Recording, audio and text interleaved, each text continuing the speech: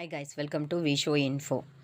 Tomato புதினா சட்னி எப்படி பண்ணுறதுன்னு பார்க்கலாங்க. வீடியோக்குள்ளே போகிறதுக்கு முன்னாடி நீங்கள் இன்னும் நம்ம சேனலை சப்ஸ்கிரைப் பண்ணலன்னா சப்ஸ்கிரைப் பண்ணுங்கள். அப்படியே பக்கத்தில் இருக்கிற பெல் ஐக்கானை கிளிக் பண்ணுங்கள். அப்போ தான் நான் போஸ்ட் பண்ணுற வீடியோ எல்லாத்தையும் நீங்கள் உடனே பார்க்கலாம். வீடியோக்குள்ளே போகலாங்க. தக்காளி சட்னி செய்ய தேவையான பொருட்கள்லாம் பார்க்கலாங்க. சின்ன சைஸ் தக்காளி ஒரு 3 தக்காளி கட் பண்ணி வச்சுருக்கேங்க. மீடியம் சைஸ் வெங்காயம் 1 கட் பண்ணி வச்சுருக்கேங்க. அப்புறம் காஞ்ச கருவேப்பிலை, கொத்தமல்லி தழை, அப்புறம் காஞ்ச புதினா இலை என்கிட்ட ஃப்ரெஷ்ஷாக இல்லைங்க, அதனால் நான் காஞ்சது சேர்த்துருக்கேன். ஒரு 5 பல் பூண்டு எடுத்து வச்சுருக்கேன்.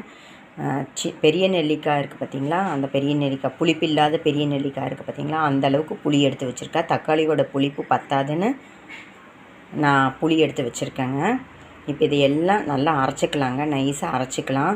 தக்காளியில் இருக்கிற தண்ணி, வெங்காயத்தில் இருக்கிற தண்ணியே போதும். அதுக்கு மேலே தேவைப்பட்டதுன்னா நல்லா ஸ்மூத் பேஸ்ட்டாக அரைச்சி எடுத்ததுக்கப்புறம் பார்க்கலாங்க.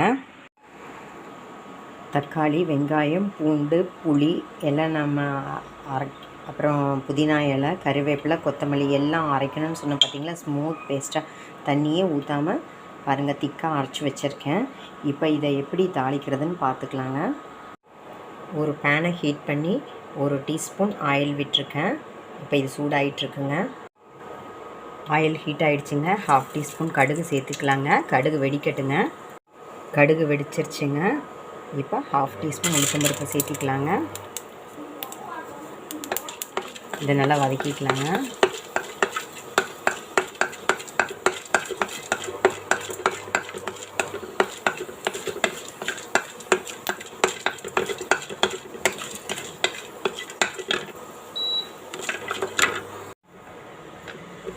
கடுகு வெடிச்சிருச்சு, உளுத்தம்பருப்பு கலர் சேஞ்ச் ஆகிடுச்சுங்க. இப்போ நம்ம அரைச்சி வச்ச பேஸ்ட் இதில் சேர்த்திக்கலாங்க. இதை நல்லா வதக்கி எடுத்துக்கலாங்க. ஒரு நிமிஷம் நல்லா வதக்கி எடுத்துக்கலாங்க. பாருங்கள், தக்காளி புதினா சட்னி வந்து இந்த மாதிரி திக்காகவும் நீங்கள் எடுத்துக்கலாம், தண்ணியாகவும் எடுத்துக்கலாம், நம்ம விருப்பம்தான். நான் இன்றைக்கி கொஞ்சம் தண்ணியாக தாங்க எடுக்க போகிறேன். மிக்ஸி அலசின தண்ணி வச்சுருக்கேன், அது இதில் சேர்த்துக்கிறேங்க. உங்களுக்கு விருப்பம் இருந்தால் சேர்த்துக்கலாம், இல்லாட்டி நீங்கள் திக்காக கூட வச்சுக்கலாங்க. இது ஒரு கொதிச்சா போதுங்க. பூண்டு புதினா ஃப்ளேவரில் சூப்பராக இருக்குங்க நம்மளோட தக்காளி புதினா சட்னி. கொதிக்கும் போதே சாப்பிடணும்னு தோணுது. இது நல்லா கொதித்ததுக்கப்புறம் பார்க்கலாங்க. இப்போ நம்ம தக்காளி புதினா சட்னி சூப்பராக கொதிச்சிட்ருக்குங்க. இந்த ரெசிபிக்கு தேவையான உப்பை இப்போ சேர்த்திக்கலாங்க. அதுக்கப்புறம் மிளகாய்த்தூள் சேர்த்திக்கலாங்க. 1/2 டீஸ்பூன் மிளகாய்த்தூள் சேர்த்திக்கலாங்க. இன்னும் ஒரே ஒரு நிமிஷம் கொதிச்சா நம்மளோட தக்காளி புதினா சட்னி சூப்பராக ரெடி ஆகிடுங்க.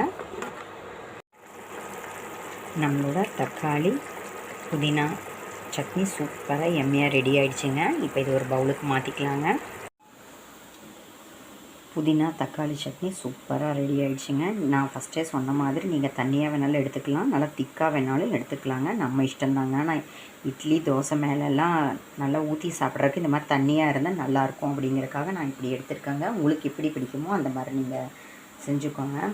அந்த புதினாவோட ஃப்ளேவருக்கே நம்ம இந்த சட்னியை சாப்பிட்ணுன்னு தோணுங்க. அவ்வளோ நல்லதுங்க, உடம்புக்கு நல்லது மட்டும் இல்லாமல் டேஸ்ட்டும் செமையாக இருக்குங்க. ட்ரை பண்ணி பாருங்கள், நம்மளோட தக்காளி புதினா சட்னி வந்து இட்லியோடு தொட்டு சாப்பிட்டா நல்லாயிருக்குங்க, தோசைக்கும் நல்லாயிருக்கும். உங்களுக்கு டிஃப்ரெண்ட்டாக ஏதாவது நீங்கள் ட்ரை பண்ணணும்னு நினச்சிங்கன்னா இதை சாதத்துக்கு கூட நீங்கள் பிசைஞ்சு சாப்பிட்லாங்க. ஒயிட் ரைஸ் சூடான சாதத்துக்கு போட்டு சாப்பிட்டிங்கன்னா நல்லாயிருக்கும். ஆனால் அதுக்கு மட்டும் நீங்கள் தண்ணியை எடுக்காமல் ஓரளவுக்கு திக்காக எடுத்துக்கோங்க.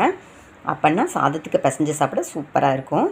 அந்த மாதிரி திக்காக எடுத்ததை தயிர் சாதத்துக்கு கூட ஊறுகாய்க்கு பதில் நம்ம தொட்டு சாப்பிட்லாங்க, சூப்பராக இருக்குங்க. ஹெல்த்தியான புதினா தக்காளி போட்ட சட்னி சூப்பராக ரெடி ஆகிடுச்சுங்க. நீங்களும் இந்த மாதிரி ட்ரை பண்ணி பாருங்கள், சாதத்துக்கும் நல்லாயிருக்கும், டிஃபனுக்கும் நல்லாயிருக்குங்க. என்னங்க, இந்த ரெசிபி உங்களுக்கு பிடிச்சிருந்தா லைக் பண்ணுங்கள், ஷேர் பண்ணுங்கள், கமெண்ட் பண்ணுங்கள், ஞாபகமாக சப்ஸ்கிரைப் பண்ணுங்கள். ஓகே, பாய்.